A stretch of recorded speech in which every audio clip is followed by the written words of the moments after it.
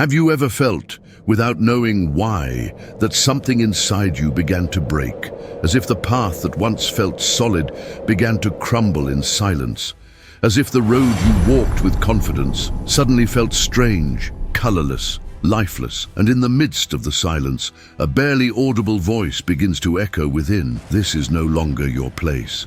Turn back." Maybe it's just a gentle feeling, but persistent, a weariness no one else notices, a restlessness without a clear cause, or that sacred suspicion that God is trying to tell you something and you're pretending it's not about you. But what if it is about you? What if the discomfort isn't bad luck or a crisis, but a calling? What if the doors closing are actually divine protection? What if what you call the end is only the beginning of a change heaven already decided? Few people know this, but there's a spiritual law that never fails. God always gives a sign before removing someone from a place they no longer belong, and when you ignore the whisper, He starts shaking the ground beneath your feet. He doesn't always speak in words. Sometimes He speaks through emptiness, through weariness, through the sense that grace has left that place, and when everything begins to lose its light, it's because heaven is about to ignite a new direction. Welcome to Bible Stories and Mysteries. If you feel God is speaking to you in this video, comment, "I want to follow the voice of God." There comes a moment when even the sweetest things begin to taste like dust, not because they were evil, but because heaven has already moved forward. The job that once excited you now drains you. The friendships that once felt like home now feel distant, like echoes of a past life. The plans that once gave you purpose now sit heavy on your soul. It's not depression, it's not ingratitude. It's the Spirit gently removing your appetite for what no longer feeds you. Sacred dissatisfaction is not rebellion, it's invitation. It's how God loosens the chains that don't look like chains. He doesn't rip them off all at once. He lets the desire fade, and in that emptiness, He places a whisper, "There's more than this." Your heart grows restless, not because you're broken, but because you're awakening. And awakening always begins with losing the taste for yesterday. You try to force joy, to go through the motions, to be grateful, to push through, to stay faithful to what used to work. But something inside won't let you settle anymore. Not because you're becoming worse, but because you're being prepared for more. God often leads not by lighting the next path, but by dimming the one you've outgrown. And what was once a source of strength starts to feel like sand slipping through your hands. Have you felt it? That slow, quiet unraveling? Where nothing catastrophic happens, but everything shifts. People can't see it because the change isn't outside. It's in your hunger, in your longing, in that holy discontent that won't go away. And deep down, you know, something is ending, something is beginning. The soul always knows before the eyes can see. God is gentle with those He calls. He doesn't push you into destiny. He draws you with hunger, with lack, with a grace that quietly steps back from the old place. So you'll start to look for the new one. So you'll listen again. So you'll walk even if you don't know where yet. And maybe this is where you are. Not lost, just being emptied, not abandoned, just being invited. He's not punishing you. He's repositioning you. Because what once sustained you is no longer your portion. You're not being rejected, you're being redirected. Now, if something has already stirred your heart, if this quiet discomfort has also come knocking on your soul, I want to invite you to write in the comments, "Speak, Lord, your servant is listening." This simple phrase is more than a comment. It's a surrender. It's like opening the windows of your soul so the Holy Spirit can breathe freely. Many who find this channel are walking through places of spiritual loneliness, far from living communities, far from brothers and sisters who truly listen with their hearts. Here together, we form an invisible network, an altar that transcends borders. By commenting, liking, and subscribing, you ignite a flame in this sacred digital sanctuary. Every "Speak, Lord, your servant is listening" is like a lamp lit in the dark, a beacon for someone still lost, who doesn't yet know what they're seeking. Don't underestimate this small gesture. It may be the first step toward the obedience that changes everything. Because this video is not just a reflection, it's a mirror of what God may be saying to you right now. Turn off the voices of the world, quiet yourself within, and come walk with me, because maybe this is the moment of your answer.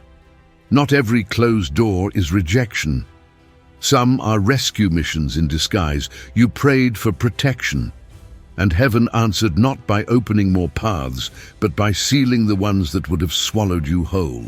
When God sees the unseen, He sometimes blocks what you think you want, to protect you from what you'll never be ready to face. It's mercy, not denial. There are jobs you didn't get because they would have drained your soul, relationships that ended because they masked destruction in disguise, opportunities that seemed perfect until they mysteriously disappeared. You wept, questioned, begged. But now, looking back, something inside whispers, "Thank you, Lord, for not letting it happen." That's not failure, that's divine interception. He doesn't just save you from fire, He saves you from falling. And the most dangerous falls are the ones you never see coming.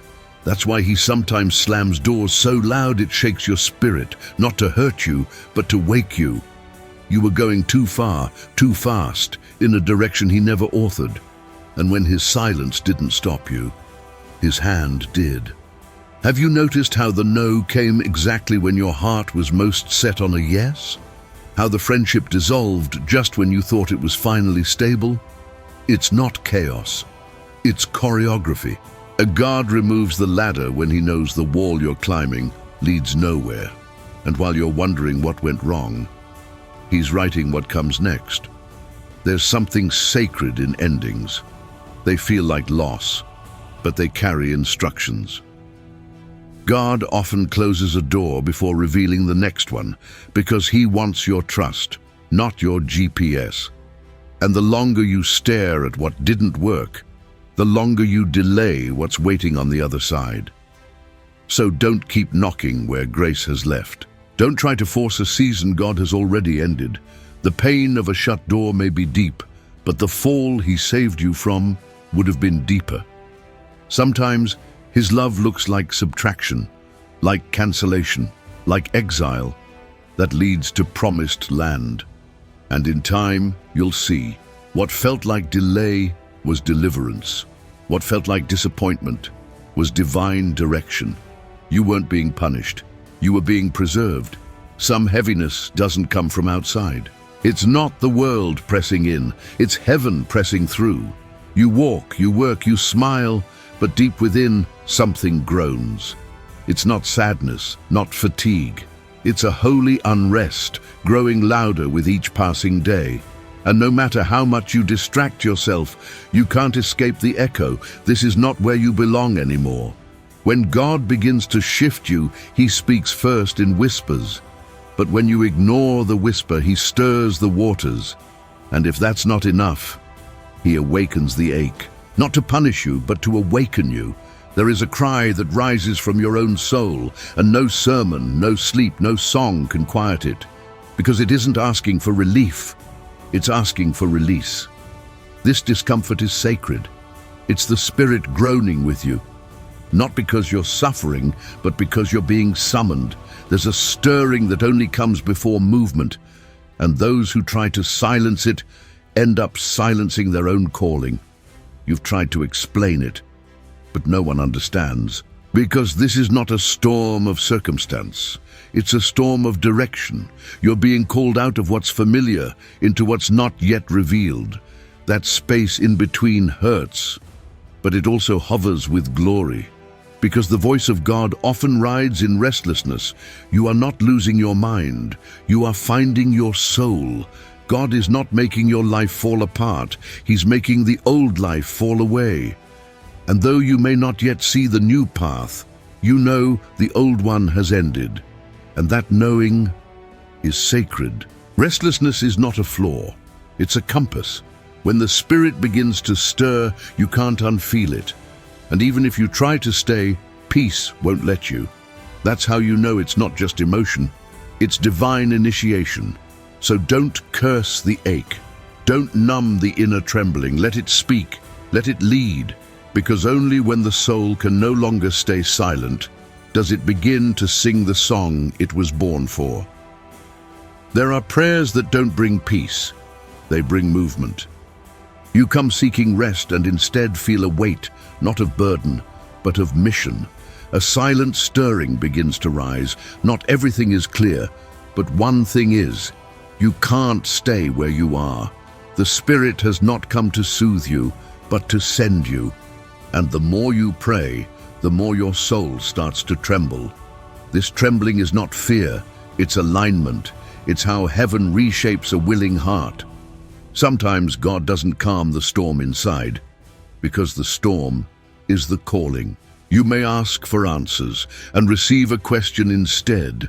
Are you ready to move? That's when you know your spirit has been touched by fire.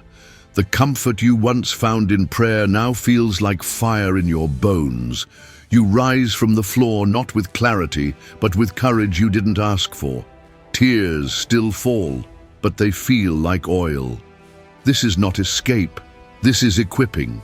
The Spirit prays through you, not to relieve you, but to prepare you for what's next.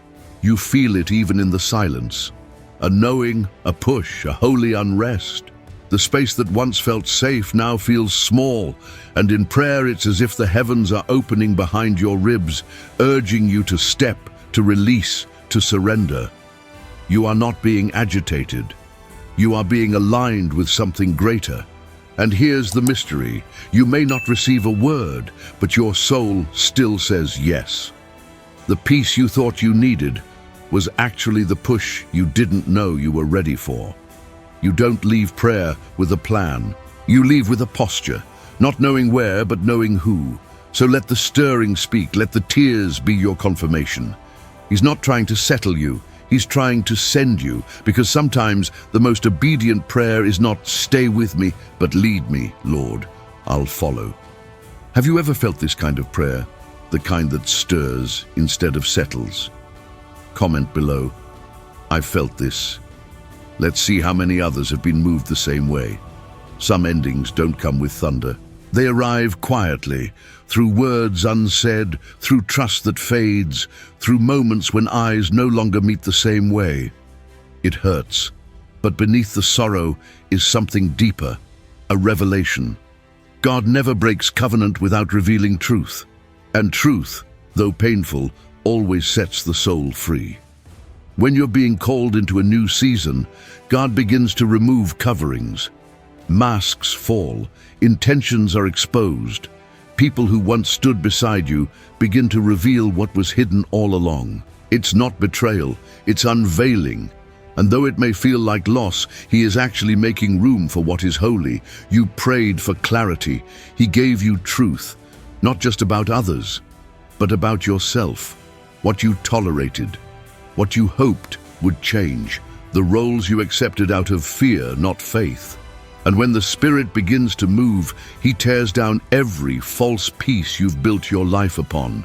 Relationships that were never built in light cannot survive the presence of God. He is the God who divides light from darkness, and that includes emotional attachments. He doesn't expose to humiliate, He exposes to liberate. Because you can't carry old agreements into divine territory, sometimes He must let the structure crack so you can finally see what was hiding inside the walls. And yes, it will shake your sense of belonging, but it will also restore your discernment. Every broken alliance becomes a classroom, teaching you what love isn't, so you can recognize what love truly is. The heartbreak may feel cruel, but in the silence that follows the collapse, you will hear your name again, not as others called it, but as heaven does. God is not just removing people, He's restoring identity, and when identity returns, so does purpose. So if everything's falling apart, look closer. What's being revealed may be the very thing you were too loyal to leave on your own. Let him remove what doesn't fit. Let him sever what no longer serves. Because before he builds, he clears. There comes a time when heaven grows quiet, not because God is far, but because he's already spoken. You pray, you fast, you cry out, and yet the silence deepens. Not cold, but complete. Like a stillness that wraps around your soul, and you wonder, where is he? Why won't he answer me now? But maybe the answer already came, and now is the time for obedience.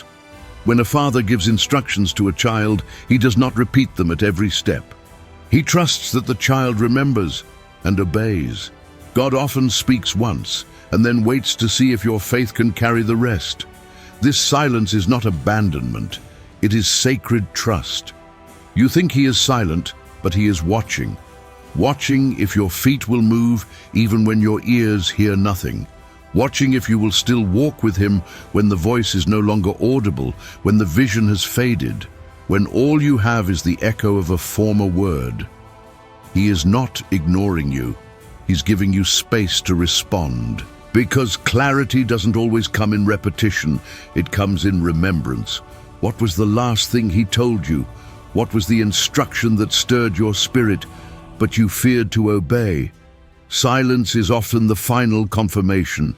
You keep asking, but he's already spoken through circumstance, through inner knowing, through that one moment in prayer when you knew what to do, but waited for something more. Now, nothing comes, because the next move is yours. This is the test that matures you. When you keep praying, but feel no response, when worship feels dry, when heaven seems locked, not because you're out of alignment, but because you're being called to walk by faith, not by repeated signs. And when you do step forward, the silence begins to break, not with loud answers, but with confirmation in your spirit, peace where there should be fear, courage where there was hesitation, light, even if just enough for the next step. So if God seems silent, maybe he's already waiting for you on the other side of your obedience. Have you ever asked, why is God silent? And then realized he already gave you the answer? If so, comment, I remember what you said. Sometimes the silence is not absence, it's invitation. And your comment might be the very reminder someone else needs to obey. Also, like and share this message. You never know who else is stuck between the word and the walk. Let this video be the voice that wakes them. Sometimes the greatest shifts in life don't come through revelation, but through removal. Not through a voice, but through a vacancy. Not through guidance, but through a goodbye. And what you first call loss, a job lost, a door shut, a person walking away, is often heaven's hidden hand pulling you toward where you'd never go on your own. God knows that if he waited for you to choose, you'd stay longer than you should. Out of loyalty, out of fear, out of the illusion that things might change. The comfort means calling, that stability is the same as peace, but he loves you too much to leave you untouched. So he allows the crack, the shift, the sudden moment you didn't expect, the rejection that stunned you, the betrayal that shook you, the transfer letter, the breakup message. And though your heart breaks, your spirit quietly, secretly exhales, because deep down, even before the loss, you knew something wasn't right. The grace was thinning. The light in your eyes was fading, but you kept holding on. To duty, to habit, to fear of starting over, so heaven helped you let go. By doing it for you, this isn't punishment, it's propulsion. What feels like a breakdown is actually a breakaway. God never lets go of what belongs to you, so when he allows it to fall, it's because it was never truly yours, or it no longer serves the mission. And when he removes, he replaces. You might cry, You might scream into your pillow at night, but even in the ache, you'll sense it, a strange, holy lightness. The noise is gone, the drain is gone, and though the path ahead is unclear, the weight of staying would have been far heavier than the risk of moving. Many of the saints were pushed before they were prepared. Moses was exiled, Joseph was betrayed, Ruth lost everything, Elijah was chased into caves. Each thought they were losing, but they were only being repositioned. Every loss carried a location, every push hid a promise. So look again. Maybe what left you actually saved you. Maybe what closed was never meant to hold you. Maybe the goodbye was the gateway. And maybe, just maybe, what hurt you was the hand of God reaching through the natural to pull you into the divine. Have you ever thanked God for something that once broke you? If this speaks to you, comment, "What I lost, God used." That simple phrase might be the light someone else needs to see their pain differently. Like, share, and let this message reach someone who's confusing their shift with failure. Not all signs are visible. Some of the most powerful confirmations come in silence, when nothing around you makes sense. But your spirit is at peace. No open doors, no prophetic word, no sudden breakthrough. And yet, a stillness lives inside you, like a lamp flickering in a dark cave, quiet but unwavering. This is how heaven seals its direction, not always with miracles, but with a knowing. It's not logic, it's not emotion, it's something deeper, a weightless certainty that doesn't come from understanding but from intimacy. God doesn't always shout his will from mountaintops. Sometimes he whispers it through alignment in your soul. When you look around, everything still seems fragile. The job isn't secured. The finances are tight. People don't get it. Even your prayers feel unfinished. But inside, there's no war, just peace that makes no sense. It's the kind of peace the world can't interpret. Because the world wants evidence, proof, control.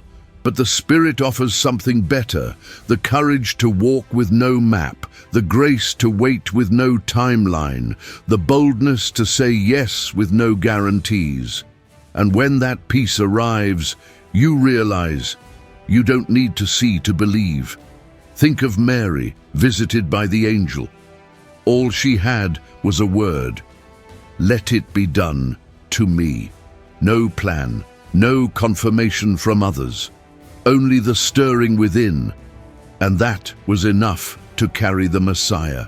This is the kind of faith heaven looks for, not one that sees, but one that surrenders. You begin to understand that clarity is not always visual, it is spiritual. And while your mind still searches for explanations, your heart walks ahead of your eyes. Because God doesn't reveal direction to the curious, he reveals it to the obedient. And sometimes, the sign is not what changes around you, but what no longer shakes within you. You stop needing others to agree. You stop seeking external confirmation. You stop asking for signs, because the sign is already alive in your chest. You are no longer afraid. The fear of stepping out has been replaced by the fear of staying behind, and that shift is sacred. This is how God prepares those he trusts, not with full blueprints, but with full hearts. He gives just enough light for the next step and asks you to follow, not because he's hiding, but because he's walking with you.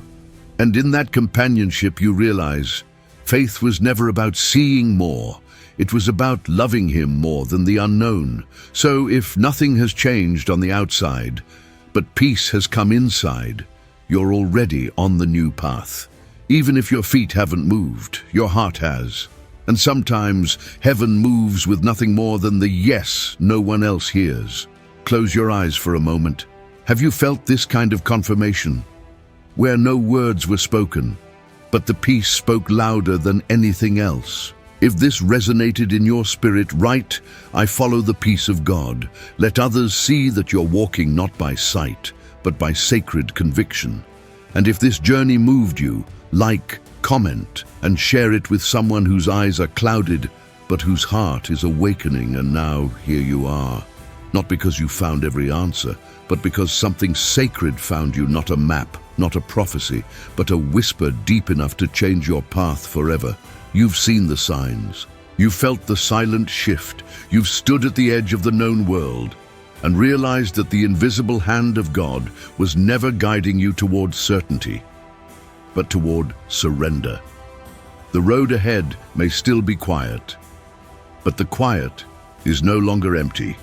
It's full of presence, full of promise, full of the voice that doesn't always speak in thunder, but always speaks in truth.